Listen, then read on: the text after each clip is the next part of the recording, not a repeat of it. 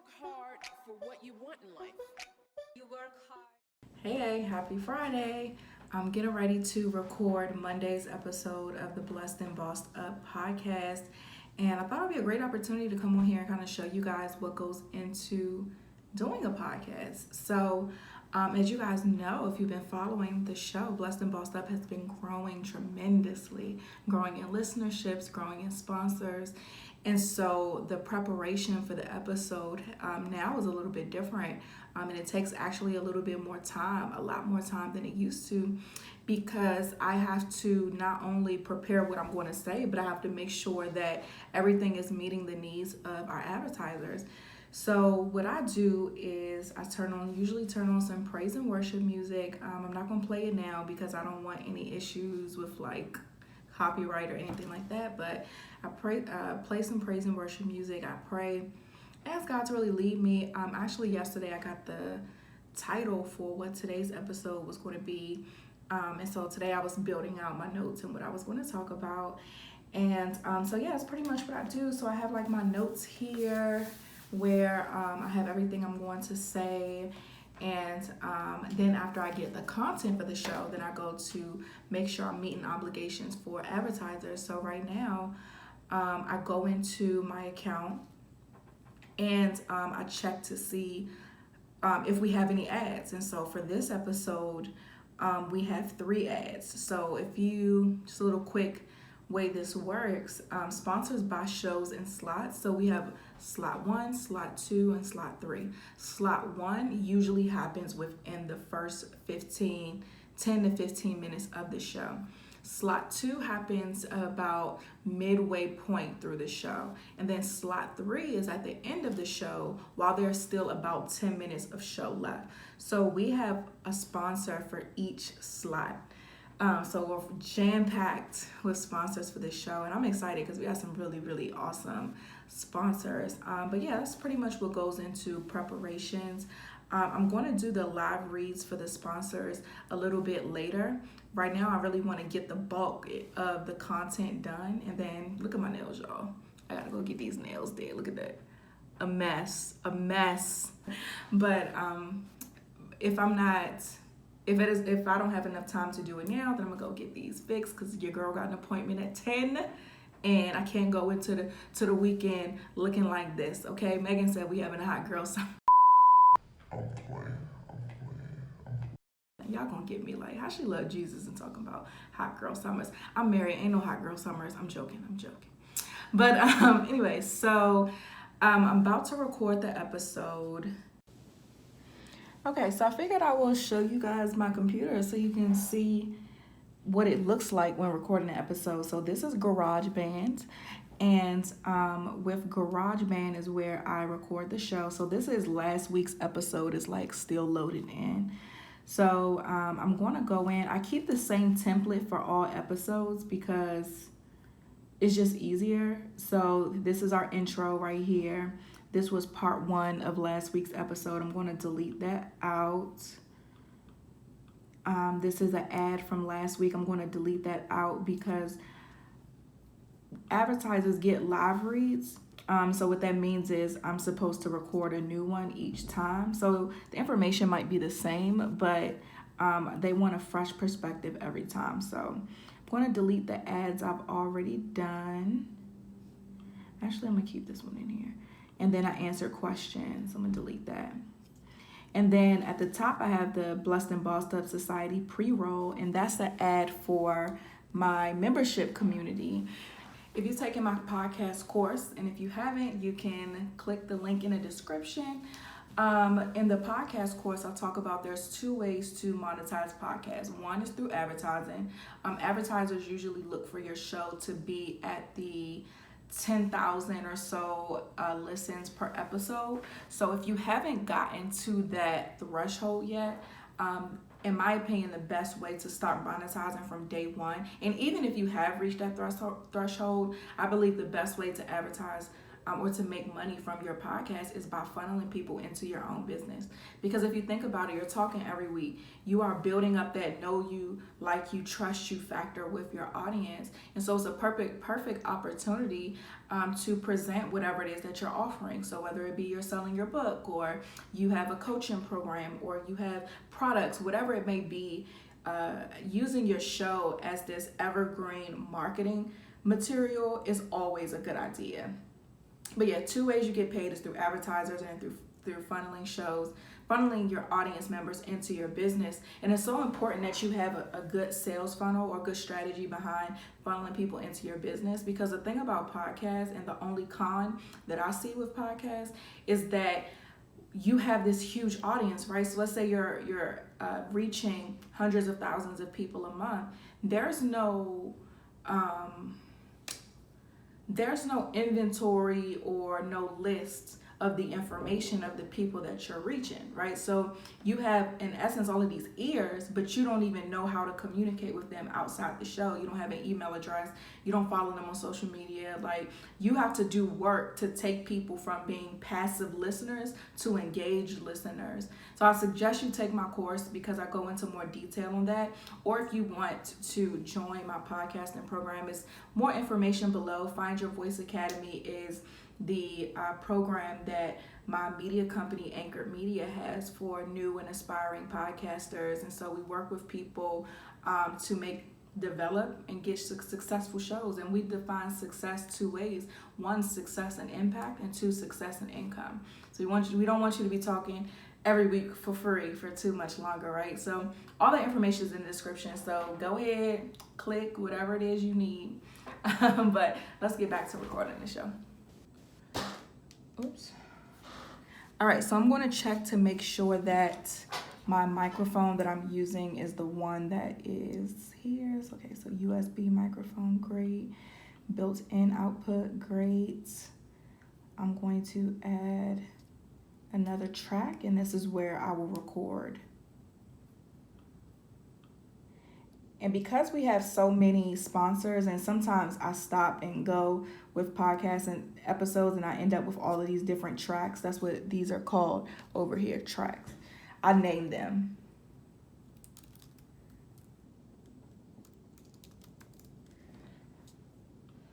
Okay, so let me test my mic. I'm gonna mute that. Testing, 1, 2, 3. Testing, 1, 2, 3. Testing, 1, 2, 3.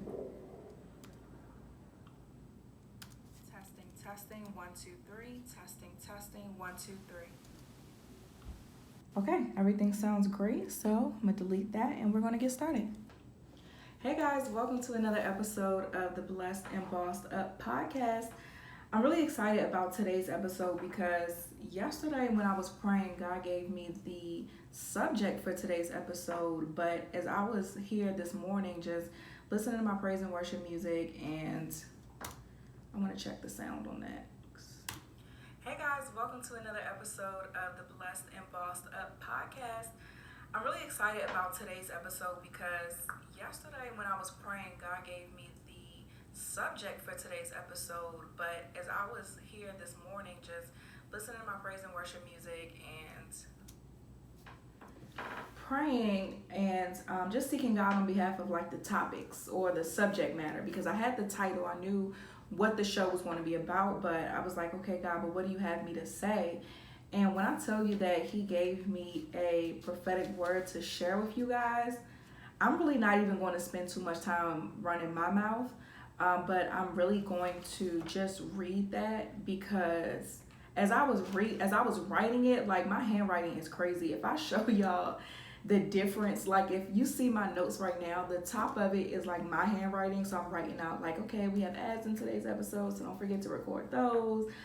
Here are the church announcements, things I want to remind people about. And so my handwriting is pretty decent up there. But then once we get down to the prophetic word, it's like straight chicken scratch, because I could not keep up. My hand couldn't keep up with all God was downloading to me. So I'm definitely going to read that after I get done, before going into answering a question.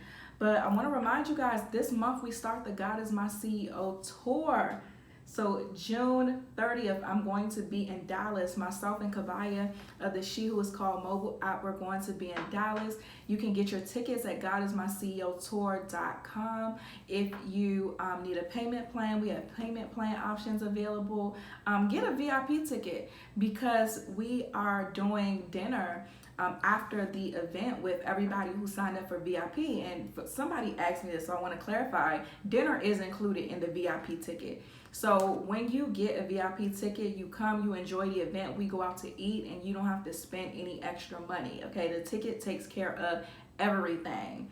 So definitely go to godismyceotour.com to get your tickets. It's going to be an amazing event. ATL, we're coming there next, and y'all, I'm just hyped. So get your tickets. They're selling quickly. And like I've been telling you for the last few months, this event is going to sell out in Jesus' name. So y'all better go ahead and get them tickets. Also, you guys, follow me on Instagram at Tatum Tamia. I've been sharing a lot more in my stories just about my day-to-day. For you guys that follow me on the gram, you saw that I moved into my office space this week. So I'm really excited about that because it's a milestone for me. I've been working my business. I've been in entrepreneurship for how long? I got started in 2015. My business on paper was formed in 2015. So it's about 4 years of just being on this entrepreneurial journey and figuring things out. But this whole time I've been doing it at home, at the kitchen table. But I realized just recently, for me to move into the level, or for me to become the executive that God's vision needs, I needed to be a lot more productive. And one of the things that was hindering my productivity was my environment. I was too comfortable at home. I might be chilling. I might watch something on TV while I'm working, and then I get distracted, and I might get sleepy, and I can just go take a nap because my room is right there. I just outgrew that. So I had to get this space, and it's been amazing, to have somewhere I can just come, close the door, get to work. And then when I leave and close the door, I'm done. I'm at home. I'm spending time with my husband, and we're able to have a good time, and I'm not opening my laptop just because it's there. So far so good, but I'm just really excited about the space. And follow me on Instagram because I'm just excited about the space. So follow me on Instagram because I've been sharing a lot about the day-to-day. I've been cracking a lot of jokes on Instagram, so y'all see a lot more of my very sarcastic and trash talking personality. But yeah, follow your girl on the gram. And y'all know I'm trying to get to 10K so I can swipe up. So go ahead and follow me. I'm almost there. Before we get into the heavy topic, I gotta tell you, I gotta congratulate my favorite rapper of all time, my favorite business person of all time, Sean Corey Carter. Any podcasters out there, never forget to turn your computer on mute, because I'm pretty sure that's my husband G-chatting me on Google Messenger, messing things up.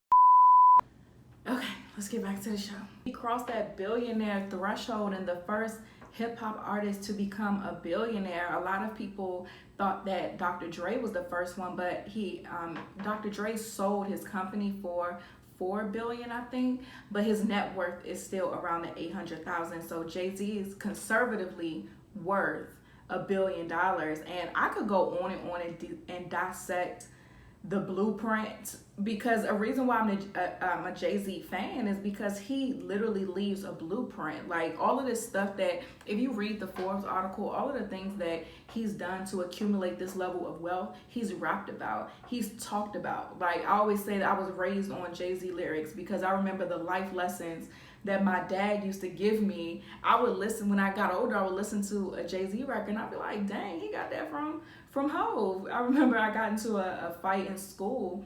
It was like an argument or whatever, and so they called called home or whatever, the school called home, and so my dad was like, and I was like, it wasn't me, she was doing this, that, and the other, and I was just responding or whatever, and he was like, you don't need to argue with a fool, because if somebody is looking at you, they're not going to be able to tell who the fool is because you look just like them.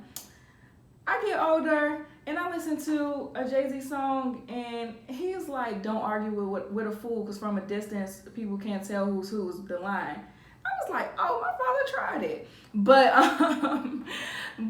ever since I started listening to him, I just realized a lot of the gems that he's dropped. And one of the things I respect about him is that he's excellent.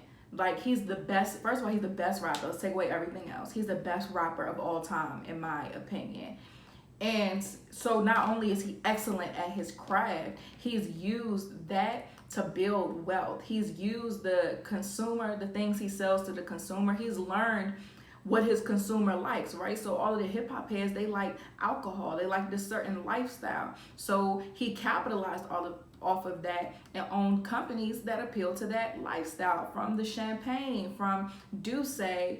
And then he started noticing other things and getting into them. I could go on and on about Jay-Z and the blueprint, pun intended, that he's left and that he continues to leave as he makes more music, because he don't do interviews like that. So you really have to if you want to learn, you got to listen to his music. Even with art, like just learning. He talked about, I think it was in 444, about how he bought this painting for $1 million. A few years later, it's worth $3 million. So I personally be taking notes, like, oh, bet. So when I get to a certain point where I can make these type of financial investments, let me invest in art. You know, let me spend the money on a Basquiat painting and not the little cheap one from Home Goods, because I'll be able to then leave that painting that I bought for my children. So I'm a student of Sean Corey Carter, and I'm just hyped that he crossed that billionaire threshold. And I'll save the rest of my excitement for my group chats because this is not what the podcast is for. But I just had to say shout out to the greatest of all time. Painting that I bought for my children. So I'm a student of Sean, but for my children. So I'm a student of Sean Corey Carter, and I'll save everything else for my group chats, because y'all like, Tatum, we don't care. Get to preaching. Get to this prophetic word you was talking about. But yeah, so the title of today's episode is Mirror. And this is something that God had to deal with me on this week, because I'm the type of person that is, I guess the best way I could say it is I'm very unbothered with anything that I do. Like, I might have pockets of excitement, like let's say this office space, right? I had a pocket of excitement, like, oh my gosh, this is such a blessing, I'm so happy.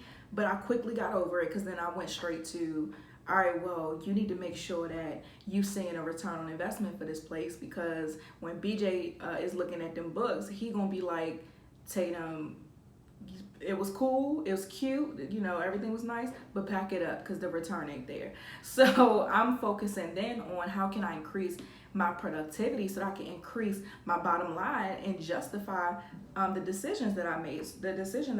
So for me, that's just a small example, but for me, with a lot of things,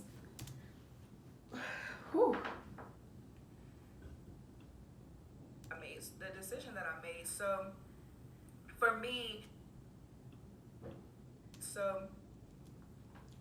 that's a small example, but for me, it just shows that I really don't get caught up in pretty much anything, especially the things that I do.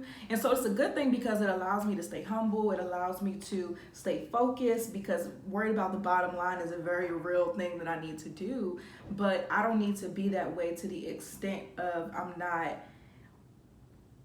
internalizing, make sure I say it right, I'm not internalizing what God is doing in my life and who God has called me to be. And I think for me, for most of my life, I've always wanted to be regular. And this week I've been having these different conversations, and God has really been speaking to me through other people about the magnitude of who I am. And like I said, I've always wanted to be regular. I've always wanted to be rich and regular, rich and behind the scenes. I wanted to have a lot of money, but not really have to deal with people or be in front of people in any way. But just looking at how God is expanding my territory, I'm not going to say it's scary, but it's something that I have to make a decision to continue to walk in. You know, we always like to hear people come to us and say, there's this huge call in your life. God is going to do some amazing things in your life. But you don't think about who you have to become in order to handle the things that God has for you. And so this week I really had a lesson. God really had to deal with me on, it's time for me to start walking in who I am, not who I aspire to be, not who I desire to be, but who I am. Jeremiah 1:5 says, before he formed me in my mother's womb, he knew me. So everything that the plans that God has for me and the things that I'm walking in now and the things that I will walk in that I have yet to see, all of those things are who I am. But for some reason, I've kind of just been in, I'm not going to call it a state of denial, but a state of not really want to accept what that means, because with great platforms comes great responsibility, right? So I had a situation this week as well where somebody was offended or bothered by something that I did. I didn't do anything that was like overtly negative or anything that's like a sin or something that will make y'all look at me like, I can't believe you. I didn't do anything like that, but it offended this person. And honestly, when they told me they were offended, I kind of was like, okay. Like, I was irritated by it because I was like, I mean, that's really not, one, you misinterpreted what I was doing. Two, it's really not that big of a deal. Like, whatever. My feelings, my flesh was kind of like whatever about it. But it's because I was irritated. I allowed my feelings to kind of mask what the lesson that God was trying to show me. But the lesson he was trying to share with me was what you do and say is important. So don't take that lightly.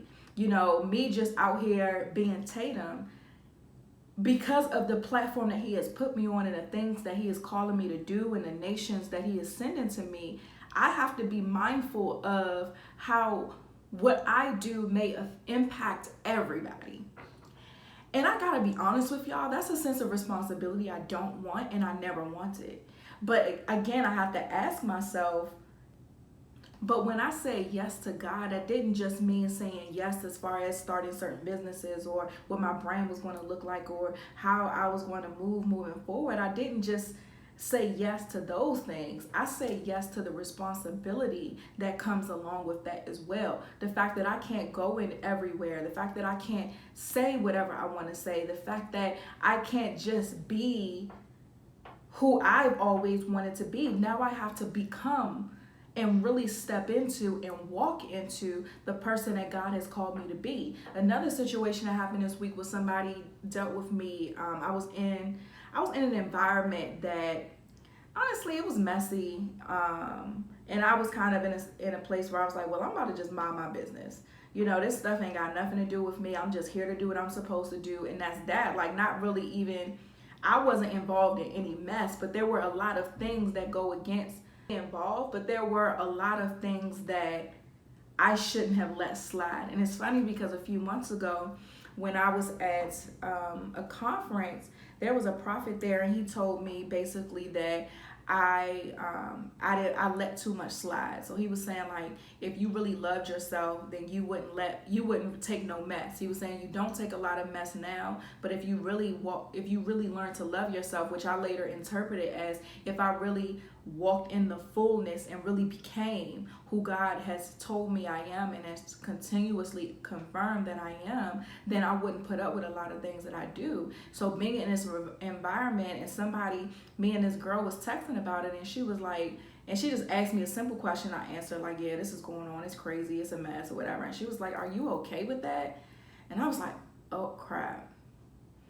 It really hit me, and I knew it was God speaking to me through her, because I had to ask myself that, are you okay with that? Do you not understand what your presence means? Your presence means that you are condoning what's going on. But you're saying that you're not. You just here just kind of doing what you're supposed to do, but because of who I've called you to be, your presence means something. So now you have to take responsibility of what you put up with. You have to take responsibility of the environments that you allow yourself to stay in. You have to take responsibility for the things that you do and how they impact and how they impact people. Because whether you want the platforms or not, whether you want the responsibility or not, that's a part of who you are. And when you say yes to me and you say yes to the things that I have for you, when you say yes to the plan that I have to prosper you, not to harm you, to give you hope in the future, that means that you said yes to owning and becoming who you are. And it's time that you do it fully, and not just sometimes, but all the time. And for me personally, this is what God was dealing with me about, and I believe it's the same thing for a lot of you guys. And I'm going to get to the prophetic word. I'm not even going to sit too much into what I think of what's going on with me. I'm going to get straight to what God said. But this is something a lesson that I had to really learn this week, about the importance of taking responsibility of becoming and walking fully all the time and who God called me to be and the magnitude of what that is. Because sometimes I know, honestly, sometimes I just really don't want to. If I'm being frank, sometimes I really just want to be Tatum. I just want to be regular, I just want to not have to do the things that God has called me to do all the time, because it's heavy. You know what I mean? I have people who reach out to me and I'm listening to their problems, and it's my obligation to be there for them and to allow God to use me in their lives because he's placed me there. If I go certain places, people are expecting certain things of me. And so all of those things are great. They're a part of my assignment, and I love it. I love to see people's lives impacted. But I have to be honest, me personally, sometimes I just want to be off. And I can, I have moments where I can do self-care, where I can rest and things like that. But God gave me a purpose. And that calling doesn't get turned off. I can't hang up. You know what I'm saying? I have an assignment. I have things to do. There's a huge assignment on my life. And I can't run from that when I don't feel like it anymore, So I wanted to just kind of just communicate. I believe with this show, it's a space where we can be honest about the journey. And I want to be honest with you guys about the things that I deal with, because I want you to understand when you have these feelings that it's okay to feel what you feel. It's okay, but stand on what you know. So I may feel like, man, I don't want this responsibility all the time, but I have to make sure that I always take it on, that I'm always being obedient, that I'm always in alignment with what he has for me, and I'm not trying to downplay who God says I am. Accepting the call means accepting the responsibility that comes along with it, and it means accepting that your life is no longer yours. And God knows the desires of my heart. He knows that sometimes I want to be off. And so he's blessed me with, I get to travel. So, even when I'm doing the tour, I get to kind of hang out in new cities. So I have times where I can recharge and things like that. But he had to put the mirror back up to my face so that I can start walking in it 24/7. Because it's a work that God wants to do through me. It's a work that he wants to do through you. And for as long as we're fighting with it, with different aspects of it, we're wasting time. We're wasting time, and the enemy is still out here killing, stealing, and destroying. So I wanted to be a little bit vulnerable about the way God had to put the mirror up to me this week and deal with me about not fully walking into who he called me to be. But I want to get into this word because it's really not about what I went through this week. I just did that to be vulnerable so y'all can connect with me. But I think this word that God gave me to share with you is going to do exactly what it needs to do. So let's get straight to it. Let's take a break to pay some bills. I'm going to tell you about one more thing that happened this week where God put a mirror up to me. So I had to stop because we had an ad that needs to go there, and I'll add it later. Let's do a placeholder for it.